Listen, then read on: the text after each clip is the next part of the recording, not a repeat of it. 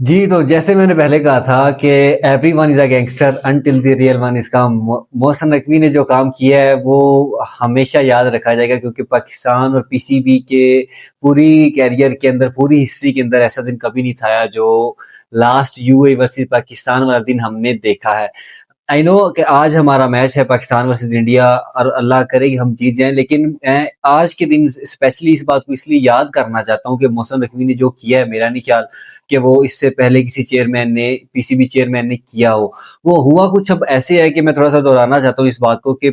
अब मैच था लास्ट, जो हमारा इंडिया वर्सेस पाकिस्तान मैच था, उसके अंदर हमने हैंडशेक नहीं किया था और वट एवर, वो सारी कहानी आप लोगों को याद होगी, क्योंकि वो सोशल मीडिया ने इतनी चलाई है, इतनी स्टोरीज लगी हैं कि वो हमने उसके ऊपर वीडियो करना भी नहीं मुनासिब समझा कि यार इतना वो डाटा ऑलरेडी आ चुका है। लेकिन फिर भी क्योंकि आज मैच है इंडिया वर्सेस पाकिस्तान, तो मैंने सोचा क्योंकि उसको याद करेंगे तो हमें और मजा आएगा, क्योंकि हमारे प्लेयर्स ने जीतना तो है नहीं। अब बात कुछ ऐसे है कि जैसे ही मोहसिन नकवी ने कहा कि ये हमारे मुल्क के ऊपर बात आई है, ये पाकिस्तान की इंटेग्रिटी के ऊपर जब भी बात आएगी तो हम कंप्रोमाइज नहीं करेंगे, और वही हुआ। उन्होंने आईसीसी को मेल की कि अगर एंडी पाईक्राफ्ट ही इस मैच के अंदर जैसे रेफरी थे, और एंडी पाईक्राफ्ट की अगर हिस्ट्री में आप लोगों को बताऊं तो उसने इंडिया के 92 मैचेस के अंदर वो बंदा ही रेफरी था, और कोई नहीं था, वही अंपायर था। अब बात सोचने की ये है कि उस बंदे ने आके कोड ऑफ कंडक्ट का एक जो रूल है आईसीसी का, उसने आके उसकी वायलेशन की कि उसने आके दोनों कैप्टन को कहा कि आप दोनों ने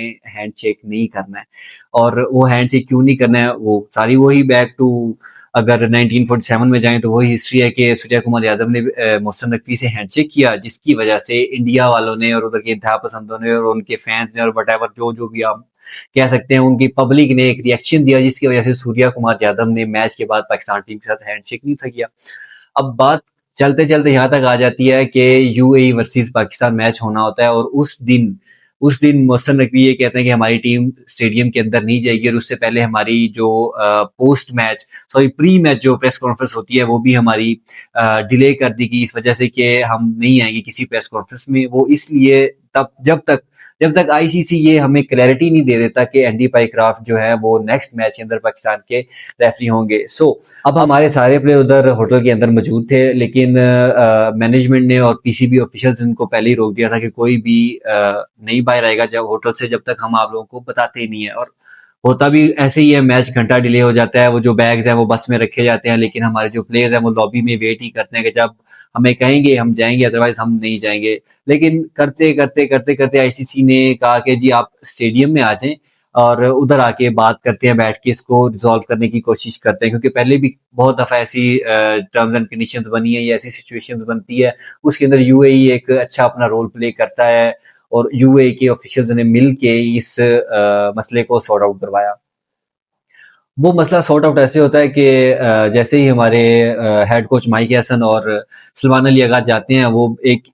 रूम में आप देखते हैं मैनेजमेंट के हमारे बैठे होते हैं बंदे, और माइक हैसन, सलमान अली आगा और एंडी पाईक्राफ्ट बैठे होते हैं, जिसके अंदर एंडी पाईक्राफ्ट ये कहते हैं कि मिसकम्युनिकेशन की वजह से शायद ये सब कुछ हुआ है, लेकिन जो भी हुआ मैं इसके ऊपर माफी मांगता हूँ। और पीसीबी ऑफिशियल पेज के ऊपर, यूट्यूब, हर हर प्लेटफॉर्म के ऊपर वो वीडियो आप लोगों को देखने को मिलती है कि जी हमने अपोलॉजी करवा ली है, और इसके बाद जो मामला है वो सॉर्ट आउट हो जाएगा। और आज के मैच के अंदर भी एंडी पाईक्राफ्ट ही रेफरी होंगे, रेफरी चेंज नहीं हुआ है, और इस तरह उनके 93 मैचेस हो जाएंगे। उन्होंने इंडिया के एज ए मैच रेफरी उनके 93 मैचेस आज होने वाले हैं। बात ये आती है, जैसे ही वो अपोलॉजी करते हैं, हम मैच खेलते हैं, और वो मैच हम जैसे जीतते हैं, अल्लाह माफ करे खैर, वो आज आज हम कुछ बुरा नहीं डिस्कस करेंगे, क्योंकि आज एक नया दिन है, और हम उम्मीद करते हैं कि हमारे बॉयज आज एटलीस्ट प्रूव करेंगे कि जितनी कमिटमेंट पीसीबी ने, मोहसिन नकवी ने, हमारी पूरे मुल्क ने दिखाई है कि हर सिचुएशन के ऊपर हम लोग आप लोगों को सपोर्ट करते हैं, और एट दी एंड आप लोग हमें मायूसी करते हो, ना चाहते हुए ना आप लोग परफॉर्म करते हो, और बस क्या ही मैं कहूँ। खैर ये आज अच्छी अच्छी बातें करेंगे और अच्छी अच्छी मेमोरीज को हम याद करेंगे। लेकिन होता यूं है कि आईसीसी के अंदर से एक मेल की जाती है पाकिस्तान क्रिकेट बोर्ड को, जिसके अंदर ये कहा जाता है कि जी आप लोगों ने वायलेशन की है, प्लेयर और ऑफिशियल्स नो एरिया, जो एक मखसूस एक क्या उसको कहते हैं पार्टीशन होती है स्टेडियम के अंदर, जिसके अंदर सिर्फ ऑफिशियल्स जा सकते हैं, जो प्लेयर्स होते हैं या जो मैच मैनेजमेंट के और जो उधर के स्टाफ होता है वही जा सकते हैं, उसके अलावा कोई नहीं जा सकते। और वहां पर मोबाइल भी अलाउड नहीं होता है, और वो मोबाइल ले लिया जाता है जब भी सारे आते हैं उस एरिया के अंदर, जब मैच खत्म होता है उसके बाद उनको वो मोबाइल दिया जाता है। खैर, अब ये एक मेल आ चुकी है आईसीसी को, जिसका अभी तक आईसीसी ने इसके ऊपर कुछ भी नहीं कहा। संजोग गुप्ता ने ये मेल किया है, आईसीसी के अंदर होते हैं, जय शाह के साथ ही होते हैं, और जब जहां पर इंडिया की बात आएगी डेफिनेटली उन्होंने ये सब कुछ तो करना है। अब वो करना इसलिए है कि अब फिर से इंडिया के अंदर से एक आवाज उठना शुरू हो गई कि ये क्यों हुआ है, क्यों अपोलॉजी उन्होंने की है, और मतलब आईसीसी के अंदर जय शाह है, और जय शाह अगर इन सब चीजों को टैकल नहीं कर सकता तो फिर हमने कहाँ ही करना है। खैर,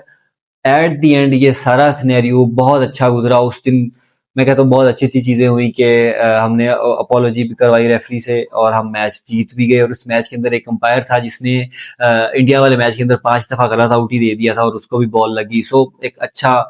क्या उसको कहते हैं, हमारे लिए एक पॉजिटिव साइंस थे, और उस पॉजिटिव साइंस को देखते हुए हम उम्मीद करते हैं कि आज ये जीते, जो कि मुझे लगता नहीं है। लेकिन बैक टू द पॉइंट, जैसे कि हम बात कर रहे थे कि मोहसिन नकवी मैं कहता हूँ इस वक्त पाकिस्तान का जो एरा है ना, इसके अंदर इससे अच्छा पाकिस्तान को प्रेजेंट करने वाला मेरा नहीं ख्याल है कोई भी हमारा मिनिस्टर ऐसा होगा। वो अब मोहसिन नकवी की बात मैं इसलिए करता हूँ क्योंकि अगर वो पीसीबी चेयरमैन है ना, तो पीसीबी चेयरमैन होने के नाते उन्होंने अपने आप को प्रूव किया है कि उन्होंने आईसीसी को भी कहा है कि सॉरी, अगर आप लोग नहीं करेंगे, हमारी इस बात को नहीं सुनेंगे तो हम वॉकआउट कर देंगे, हम बॉयकॉट कर रहे हैं, हम ये खेलेंगे ही नहीं एशिया कप। लेकिन इसमें जो मजे की बात है वो ये है कि $260 मिलियन का जो नुकसान था वो पाकिस्तान को भी होना था। ये नहीं था कि सिर्फ इंडिया का जो एशिया कप है वो साइड पर हो जाना था, या कहते हैं कि इंडिया को ही सिर्फ लॉस होना था। नहीं, पाकिस्तान को भी ठीक ठाक लॉस होना था। खैर,